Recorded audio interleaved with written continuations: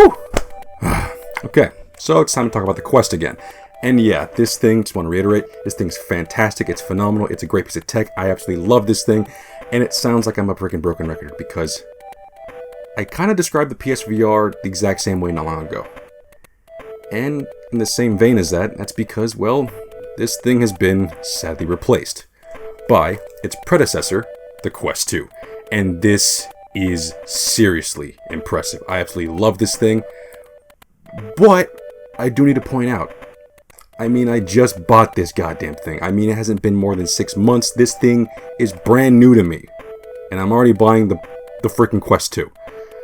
So yeah, I already owned it. Why would I buy it again? Well, because it's a worthy upgrade, right? Well, is it? Now, this is not going to be like my previous versus videos where I do a whole 5 criteria thing and I try to narrow it down. It's very hard here because both systems are essentially the same, UI, the same kind of, games that run on it, the exact same library, everything is almost the same. Just the Quest 2 has improvements, while at the same time, the Quest 1 does have its own strengths over the Quest 2. So, just by doing that criteria, I'd just be nitpicking small things and choosing, there's no way I'm going to do that. In this case, I'm just going to do the more sane thing, and that's pretty much point out what's better about each headset in its own right. And to start this off, let's start with the Quest 1. Alright, what does the Quest 1 do better?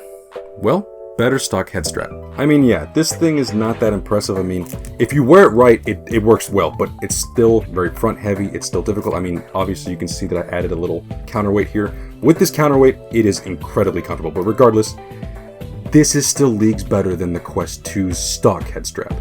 And to be honest, that thing is a kind of a piece of garbage. And here's another thing. I only wore it for like 30 seconds.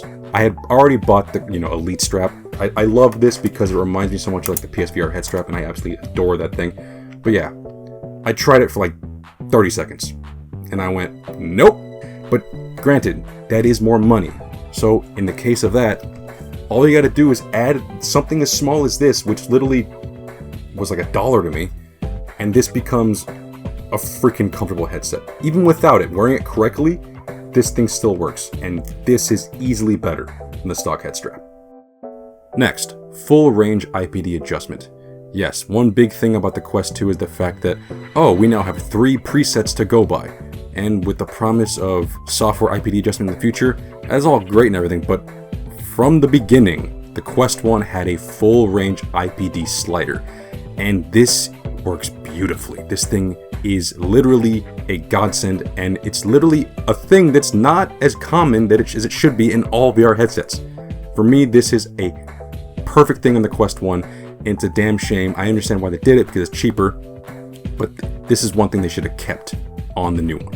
Another thing I want to point out is also the fact that this is also a slightly smaller face cover. I wear glasses with mine, and that's also one thing this thing has over the Quest 2, and that's the fact that it has a slightly bigger face cover. They made it slightly smaller. I don't really know why, maybe to block out more of the light, but it's still a bit smaller, and in the Quest 1, I definitely can fit my glasses a lot easier. Thankfully, my glasses do fit in the Quest 2, but that is something to look out for people wear probably bigger frames than me. Another small thing on the headset itself is the fact that this has dual headphone jacks, whereas the Quest 2 has only one. This, again, is not that big of a deal for me, but for people who like those headphones where you could just attach one on the left and one on the right and have them pretty much become almost wire-free, this is a big thing for comfort.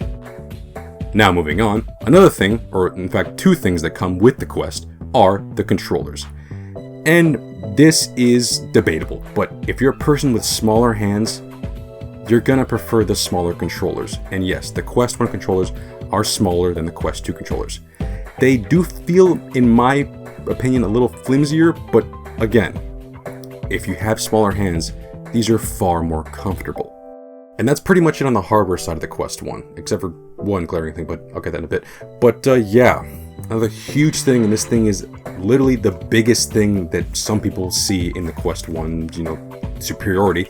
That's the fact that, well, if you own this thing before October of 2020, and have it set up and everything, you have an Oculus account, well, then you can essentially keep using this thing Facebook free until 2023. Yeah, this thing is or Oculus is demanding that every Quest headset, not just the Quest 1 or Quest 2, everything has to have a freaking Facebook account tethered to it. Granted, it's not as big a deal as possible. I mean, yes, there's some privacy issues, but honestly, if you're already on Facebook, you've already lost those privacy issues a long time ago. But I still understand the, just that inner need to be separated from Facebook, because Facebook is not private at all. And with a headset, you want to be able to, freaking have to worry about the freaking NSA just watching your every move, scanning your house and shit. It's creepy. But yeah, if you're gonna be buying a headset, with a Quest 2 or a headset now, you're gonna get stuck with the freaking Facebook account lock-in. But if you already own a Quest 1 and you don't want to deal with any of that shit, you have until 2023 to just keep doing what you're doing. So yeah, that is a huge plus going for this thing. But of course, and this is not just the only big plus, and I'm going back to the hardware side because I just wanted to say this because this is the main thing that I love about this headset over the Quest 2. And you already know what I'm about to say if you already know anything about this tech. And that's, of course, the OLED screen. To cheapen the cost of the Quest 2, Oculus pretty much replaced the two beautiful OLED screens from the Quest 1 to a basic LCD panel. Granted, it is higher resolution, but when it comes to black levels, LCDs pale in comparison to OLEDs. Literally. Seriously, the black levels are so deep and rich in an OLED that the fact that the Quest 1 has its followers and they're not going to change until, maybe the Quest 3 or a freaking brand new headset that actually keeps that beautiful OLED. And just to show as a comparison, here, this is true black right here, and it looks phenomenal. And when you compare that to the Quest 2, yeah, it's a bit noticeable. And in some cases, if you're trying to play a game or you're watching a movie, and you are very sensitive to that in the sense that you just want to just be immersed, this can break immersion a little bit. And that is a huge shame because if you're a person like me who's gotten used to that deep black, just get ready to see a little more gray in your black. So yeah, if you're a Quest owner and if any of the things I said are the things that, really, really entice you, then yeah, this thing is phenomenal. This thing is great. I absolutely love this thing. And goddamn, I'm repeating myself again, aren't I? Because if you're a Quest 1 owner, yes, keep this thing. This thing is phenomenal. But like I said, it's been replaced. And well, that's because this thing has far more pluses than minuses here.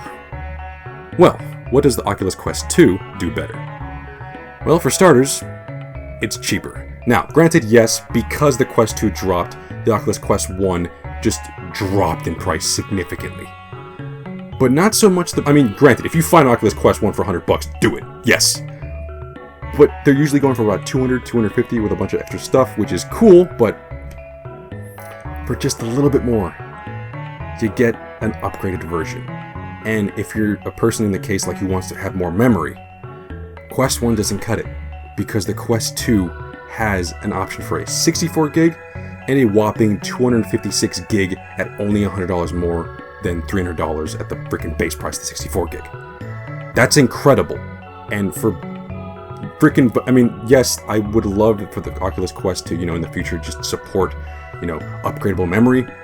But for now, 256 gigs is a lot. And yeah, there's a lot of bang for your buck here in more ways than one.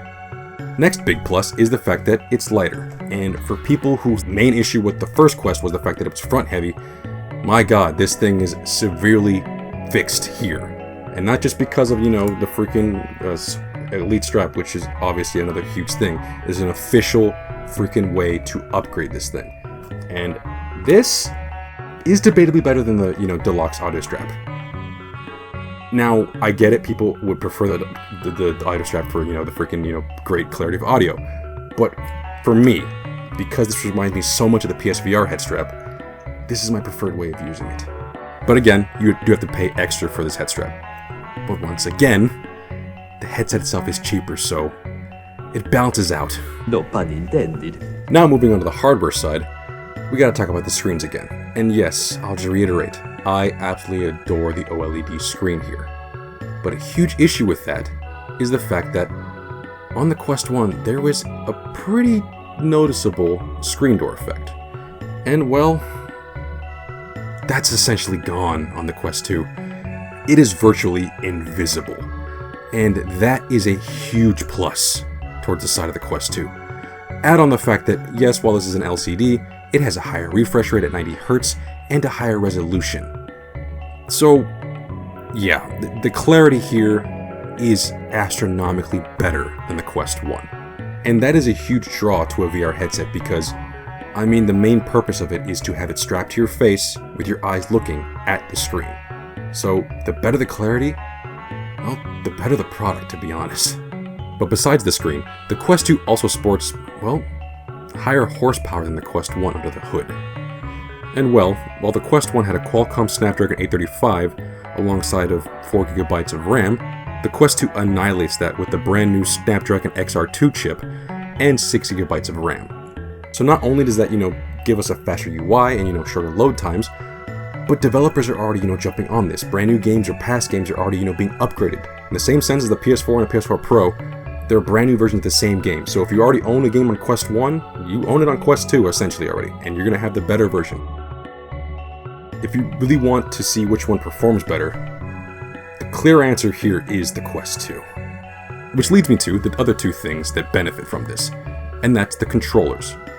On top of better load times, you also get better tracking. And these controllers are also a huge plus in my eyes. Now granted, like I said before, the Quest 1 controllers are smaller and they're much more, an ideal choice for people with smaller hands. But if you're a person like me who has medium-sized hands, yeah, these fit perfectly for me. And yes, while they are a little bit bulkier and a little bit bigger, they do feel a hell of a lot sturdier. And will make me feel like I'm not going to just break this thing the second I freaking bash it against the wall. Whereas the Quest 1 controllers, that was a huge fear of mine. And to top it off, the biggest reason why I prefer these controllers, and it's obviously something so trivial, but for me it's so important, is the fact that this has a much better battery life than these. I don't know what the hell was going on here. I don't know whether this thing wasn't turning off properly or was just turning itself on, or maybe the tracking lights were just wasting so much goddamn juice. This thing would give me at the very least maybe 6 to 8 hours of battery life, and that's if I did it all consecutively. This thing went through batteries like crazy. I'm still on the stock batteries that came with the freaking headset in here, and they're probably at 80%. If I were to say at the very least, the controller battery life here is at least 10 times better than in the Quest 1s. And yeah, that's pretty much the long list of the pros of each one. Now, there are some things I didn't mention, the style of lens and the freaking, battery life of the actual headset itself. That's because, well, they're practically the same. I mean, the Quest 1 and Quest 2 last about 2.5 hours to 3 hours, depending on what you do on the actual headset itself on a full charge battery. And yeah, they have the exact same lenses, so there's not a huge difference there. But yeah, these are some huge things that differentiate the Quest 1 with the Quest 2. So yeah, let's get to the actual question. Is it worth upgrading to a Quest 2? Well, if you're brand new to VR and know nothing of the format, I mean, Jesus Christ, I still strongly recommend to try before you buy here. I mean, any VR headset, and just do more research. Because even as something as low and enticing as $300 is something to consider if you end up having a bad experience here. And that's the case if you run into the dreaded motion sickness wall that sadly some can't overcome. It is rare, but it is a viable issue to look out for. So yeah, if you're brand new to this thing and people are saying, oh, it's the must-have gadget of the season, I mean, it is, but again, try before you buy. Now, this moves on to the next person. And this is the kind of person that's dead set on buying one, but this is your first headset. You've tried it before, you've tried it at a friend's house or at a freaking, a kiosk, but you're dead set, you want this thing. This thing is going to be your first headset, period. Well, you kind of have no real frame of reference with the Quest 1.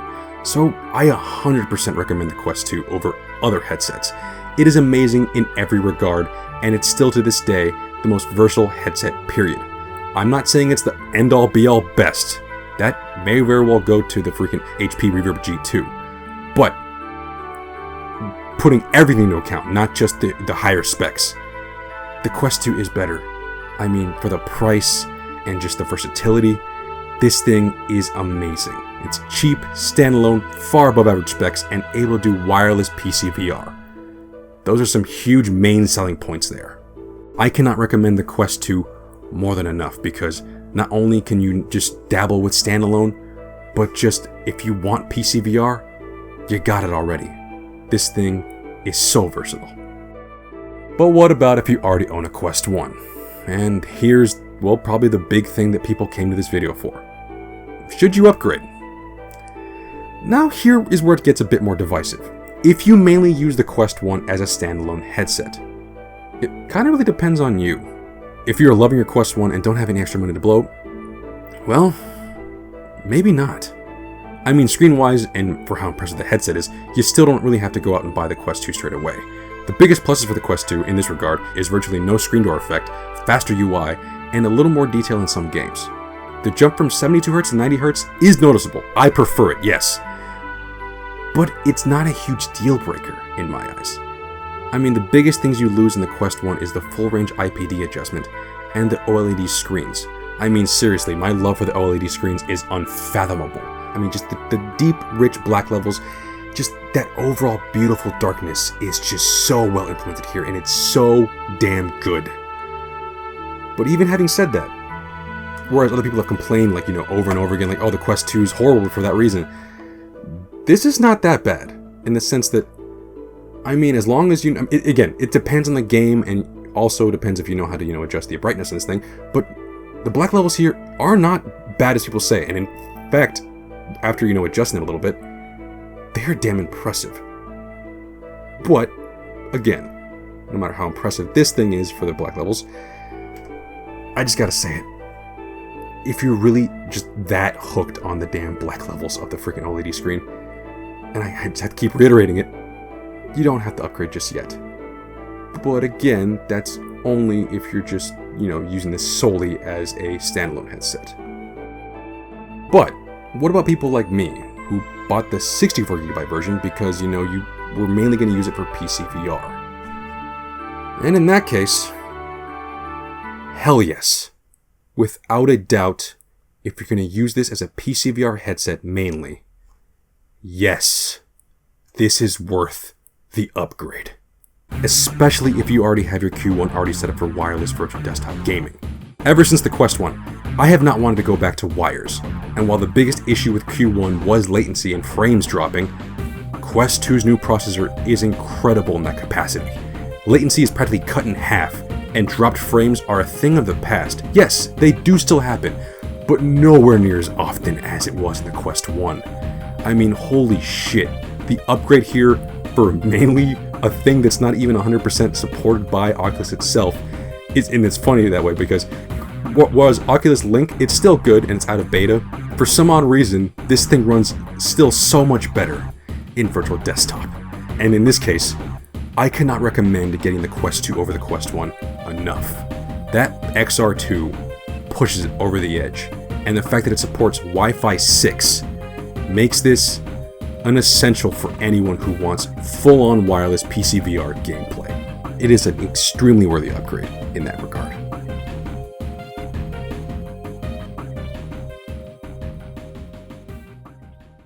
Well, that's the video. And yeah, by no means am I saying that the Quest 1's a piece of crap. I mean, this thing's a piece of garbage, this thing is obsolete. No, I'm not saying any of that.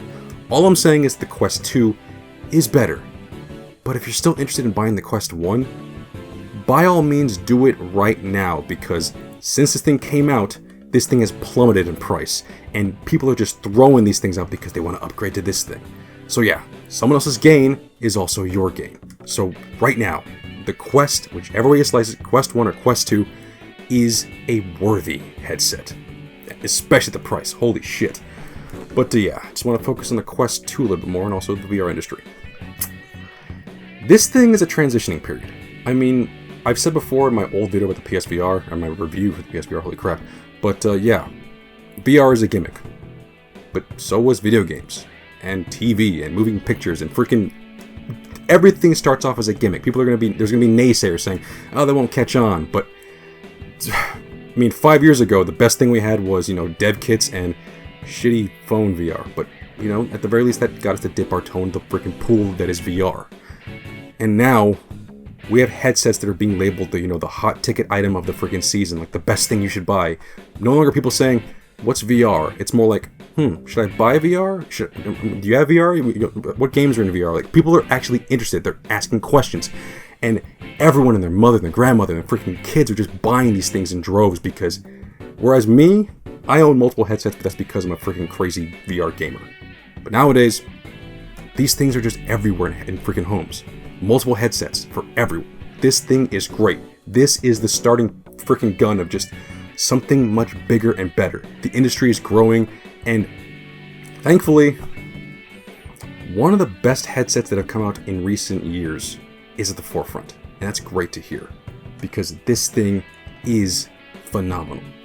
So is this thing. I gotta say it again, because Jesus Christ, as much as I'm praising this thing's still great.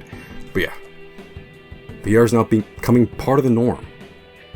That's great. But yeah, that's pretty much it. I don't want to ramble anymore. But yeah, that's the video. Thanks for watching. Like, comment, and subscribe. I'll see you guys later.